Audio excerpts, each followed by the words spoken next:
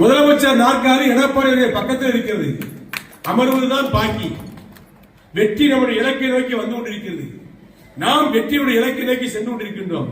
திமுக பதறுகிறது, கைகால் உதறுகிறது. மற்ற கூட்டணி கட்சிகள், திமுக கூட்டணி கட்சிகளுக்கு அண்ணா திமுக பலமுறிஞ்ச கட்சி.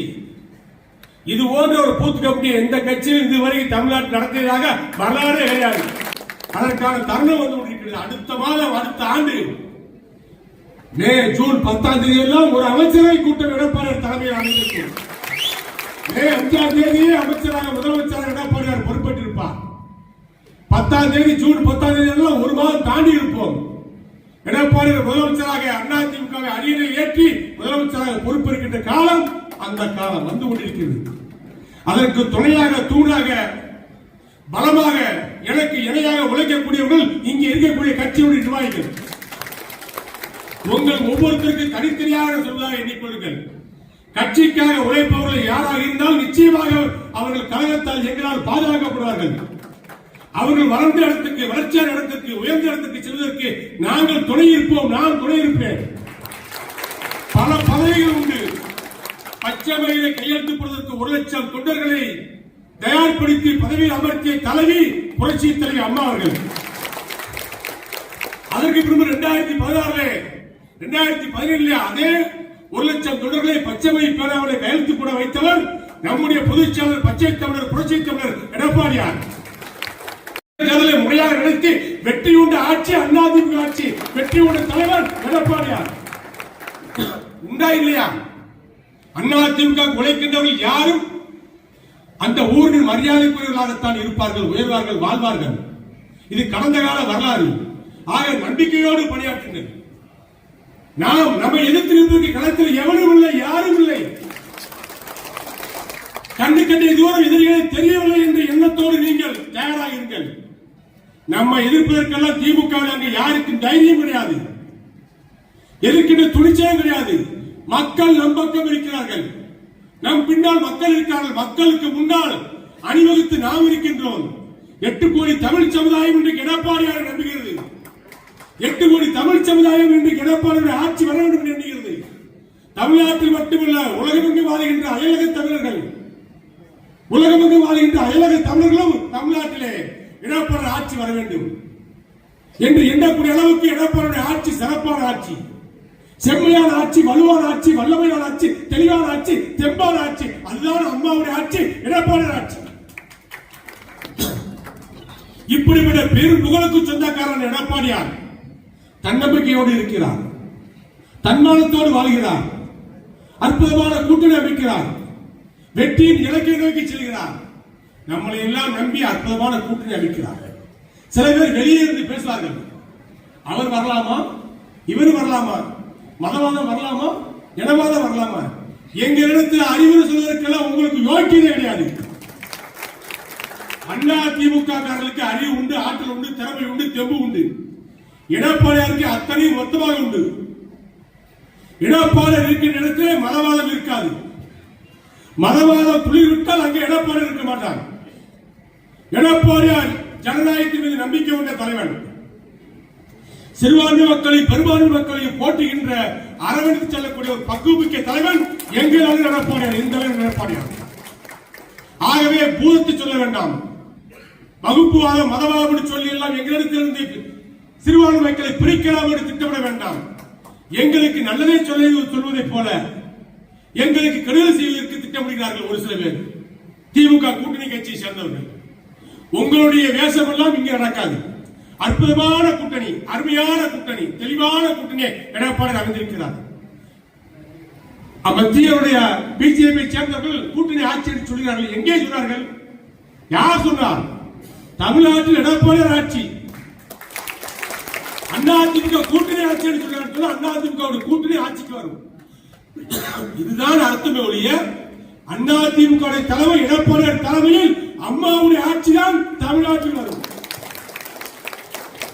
மெஜாரிட்டி சட்டமன்ற உறுப்பினர் பெற்ற அதிமுக முதலமைச்சராக, மக்களின் முதலமைச்சராக எடப்பாடியார் ஆட்சிக்கு வருவார்.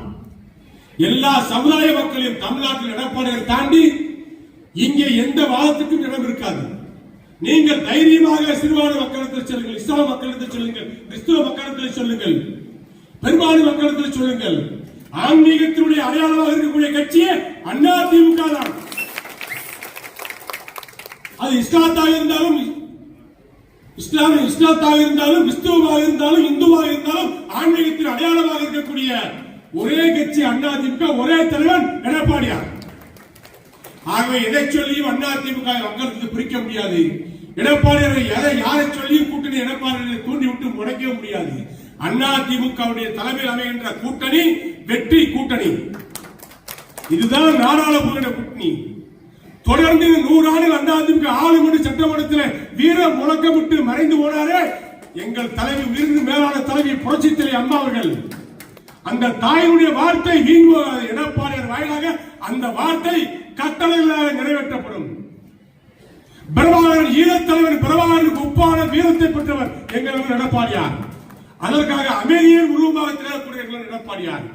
எடுத்த முடிவுகளை பின்வாங்காத எண்ணம் கொண்டவர், லட்சிய பிடிப்பு கொண்டவர், சமூக நீதியுடைய காவலராக வழங்கக்கூடிய எடப்பாடியார். அவர் செய்திருக்கின்ற சாதனைகள் எல்லாம் நான் ஒரு புத்தகமாக ஒரு வார அரசியல் துணை என்ற பத்திரிகையில் எழுதி வருகிறேன். அதை படித்து பாருங்கள். அதிமுக ஆட்சி தான், புரட்சித் எம்ஜிஆர் தான், புரட்சித் அம்மா தான், புரட்சித் எடப்பாடி தான் சமூக நீதியுடைய காவலர்களாக தேர்ந்தெடுத்தார்கள். ஏதோ திமுக கட்சி, திமுக தலைவர்கள் தான் சமூக நீதிக்காக பாடுபட்டவர்களை போல, தமிழுக்காக, தமிழ் மொழிக்காக பாடுபட்டவர்களை போல நாடக வேஷம் போடுகிறார்கள். அந்த நாடக வேஷத்தை அடித்து நொறுக்கி உண்மையை வெளிச்சத்துக்கு கொண்டு வருவதுதான் எனது நோக்கம். அதை சரியாக செய்து கொண்டிருக்கிறேன். அதிமுக தலைவர்கள் தான் சமூக நீதியுடைய காவலராக விளங்கியவர்கள். தமிழ்நாட்டுடைய மக்களுக்காக, பிற்படுத்தப்பட்ட மக்களுக்காக, பாட்டாளி, படைப்பாளி, உழைப்பாளி, நெசவாளி, தொழிலாளி அத்தனை பேருடைய வாழ்க்கை தருவதற்காக திட்டங்கள் தீட்டி சட்டங்கள் போட்ட தலைவர் புரட்சித் தலைவர் எம்ஜிஆர், புரட்சித் தலைவர் அம்மா, புரட்சித் தலைவர் எடப்பாடியார். மறுக்க முடியுமா? என்னிடத்தில் லிஸ்ட் இருக்கிறது, பட்டியல் இருக்கிறது. திமுக உங்களுக்கு என்ன இருக்கிறது, ஸ்டாலின் இடத்தில் என்ன இருக்கிறது, காட்டுங்கள். நேரடி விவாதத்திற்கு வருவதற்கு நான் தயாராக இருக்கிறேன். ஒன்றுமில்லாத பானை வைத்து உருட்டி ஊட்டினாலும் அது வெள்ளிச்செம்பாக மாறாது தம்பி, மாறாது. என்னதான் உருட்டினாலும் பித்தளை வெள்ளியாக மாறாது, மாறக்கூடிய வாய்ப்பு கிடையாது. அதிமுக என்பது ஒரு அற்புதமான வழக்கு, ஒரு அடையாள வழக்கு. ஏழைகளுக்காக உருவாக்கப்பட்ட கட்சி அதிமுக. இல்லாத மக்களுக்காக, உழைக்கின்ற மக்களுக்காக, பாட்டாளி மக்களுக்காக, ரிக்ஷா ஓட்டுநர், ஆட்டோ ஓட்டுநர், கைவண்டி இருப்போர், மூட்டத்திருப்போர், இவர்கள் வாழ்க்கை தருவதற்காக ஒட்டி வயலோடு பிறந்த ஏழை எளிய மக்களுடைய ஒருவேறு தோற்றுக்காக உருவாக்கப்பட்ட இயக்கம் புரட்சித் தலைவர் எம்ஜிஆர் என்ற தலைவரால் உருவாக்கப்பட்ட இயக்கம் அதிமுக.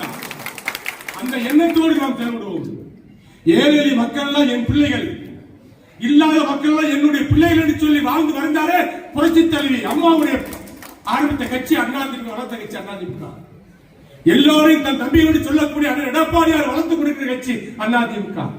எடப்பாடியார் போன்ற ஒரு மென்மையான தலைவர், எடப்பாடியார் போன்ற ஒரு வீரமான தலைவர், எடப்பாடியார் போன்ற ஒரு உண்மையான தலைவர், எடப்பாடியாரை போன்ற தமிழ் மக்கள் மீது நம்பிக்கை உள்ள, தமிழ் மக்கள் மீது பற்றுள்ள ஒரு தலைவன் வேறு யார் இருக்கிறார்கள் காட்ட முடியும் இப்போது தமிழ்நாட்டில்? எடப்பாடியார் தலைமையில் உள்ள அதிமுக வெல்லும். நீங்கள் அத்தனை பேரும் கரங்கோர்த்து, கைகோர்த்து என்னோடு பயணித்து வாருங்கள். நம்முடைய வெற்றி படை, வீரப்படை, போர்ப்படை, புரட்சிப்படை தேர்தல் களத்தில், யுத்த களத்தில் வெல்லும். 7 தொகுதிகளும் அதிமுக கைப்பற்றும். சென்னை தேன்காட் கோட்டை கொத்தளத்திலே எடப்பாடியார் தேசிய கொடி ஏற்றி வைக்கின்ற காலம் அடுத்த ஆண்டு. அதை நாம் அத்தனை பேரும் பார்க்க போகிறோம். உங்களுக்கெல்லாம் நல்ல பணிகளை, நல்ல உயர்வுகளை, நல்ல லட்சியங்களை நிறைவேற்றுகின்ற நல்ல பொறுப்புகளை நான் எடப்பாடியாருக்கு சொல்லி உங்களுக்கு பெற்றுத் தருவேன், ஒளியாக பெற்றுத் தருவேன்.